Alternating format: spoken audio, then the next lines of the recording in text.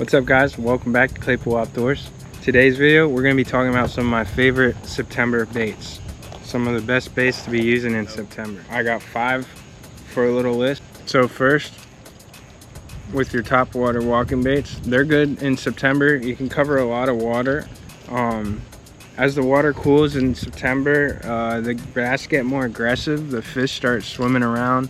They're going into shallows. They're ambushing shad in open water and cover. Walking baits let you cover water quickly. They imitate shad, fleeing shad. Perfect for locating the fish. When you see schools and stuff, a lot of times you want to go to your popper. Poppers are great when the bass are dialed in on a schooling bait and need a smaller, more subtle presentation. Both of these trigger explosive strikes during the low light hours and cloudy days and murky water. So next on the list, we got these suspending jerk baits. We got different sizes I like. The smaller ones are really good. Bass, sometimes they're trying to eat these smaller ones. So as the water cools in September, bass get aggressive. They start ambushing shad in the open water. They're going to be looking for stuff near cover. Suspending jerkbait is really good because it darts around and then pauses like a wounded bait fish. This makes the baits ideal for clear water, especially around points and brush piles and around grass patches, around the outside of the grass patches. Obviously not through the grass patches, you'll get all snagged up with those. These are really good to use in September. So next on my list is crankbaits. We got a shallow diving crankbait and a deeper diving one, and we got some real deeper diving crankbaits here. So crankbaits are good to cover a wide range of depths, which make them essential in September. When bass may be feeding in the shallow in the mornings, but slide deeper when the sun rises and gets hot, you're gonna want something that's gonna go down deep and get to the bottom. So, shallow crank work over grass edges, and you wanna get into the flats, imitating a shad or a bluegill, that's really good. And then you can go out deeper and get on the ledges and channels and reach the schooling bass.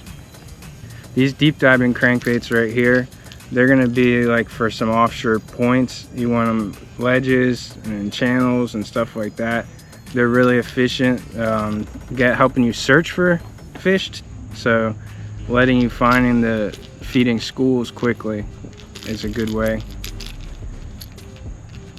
Use a deep crankbait. Okay, so next I have an underspin and also a weedless underspin. I don't have a demonstration of one because I literally lost it yesterday on a rock. So underspins are really good. The most natural bait fish imitator right here. It's got a nice shine underneath it. Flashes around while you're swimming through the water. You can jerk it around a little to get more action off of it. So these are really good when the bass are keyed in on the smaller bait fish. They're real subtle. They work really well. You get a weedless one and you can run that straight through the grass, and they actually don't get snagged up very, very easily. So they work really well. I like catching fish on these. That's the underspin. Okay, so next is my favorite. Last but not least here, we got the chatterbaits. So chatterbaits are great in September. They're great all the time, but they're great in September because they combine the flash and the vibration. You got this right here, and they're real versatile. Bass can chase shad into the creeks and into like little coves and into cover and brush and stuff like that. And a chatterbait with the soft plastic trailer like this on there is really good. It mimics a whole pod of bait fish. Deadly around grass edges, for real. These things are great. I just fish along the side of the pond where the grass is growing. All right, on the outside of that grass I'm fishing, and these things are catching fish a lot. So these are my favorite. Some people would tell you something different, whatever, but these are my favorite.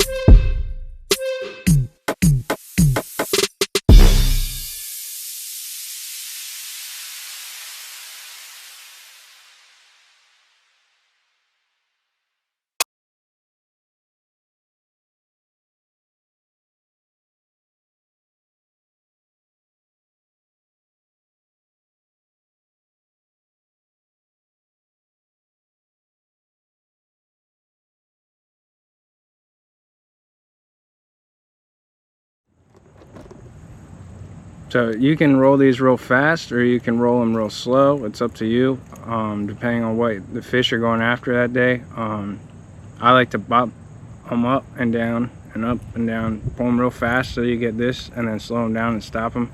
A lot of times the fish will pick it up on the drop. So these are my favorite go-to in September.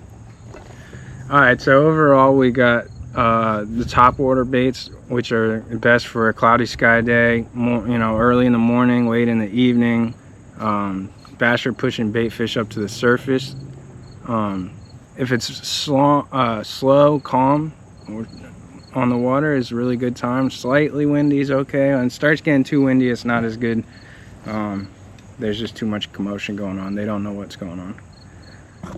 When we're talking about water clarity for topwater, you want it to be slightly stained or dirty. So you want to use topwater baits for cloudy days, early in the morning, later at night when it's dusk, they can't see as good, they're going to strike more. So your best weather for jerkbaits is a cool morning, an overcast day when bass are suspended and chasing bait. Slight wind helps disguise the bait action. Water clarity is clear, ideally. Bass need to see the bait. They like to see that dart in action. So for the crankbaits, you want a sunny to partly cloudy day when bass move deeper after morning feeding, works all day. Chatterbaits are really good when it's a sunny to a partly cloudy day, when the bass are moved a little deeper. So you can work them shallow or deep. They work really well both ways.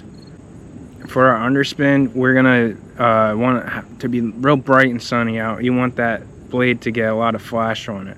That flash looks natural and it draws a lot of strikes. And for your chatterbaits, best is like a windy, overcast condition. The chop on the water actually makes the vibration stand out a lot more. So you want stained, murky water. They're gonna be aggressive and attack when they hear that coming through the water. You can fish it around grass edges, you can fish it shallow and deep. It's a very versatile bait. That's why it's one of my favorites. All right guys, that's my top 5 baits for September bass fishing. Each one of these baits has a special place depending on the conditions. Hopefully this helps you put more fish in your boat. If you got any information out of this, you found this valuable, please hit the like button, subscribe to Claypool Outdoors, and I'll see you on the next trip. Thanks.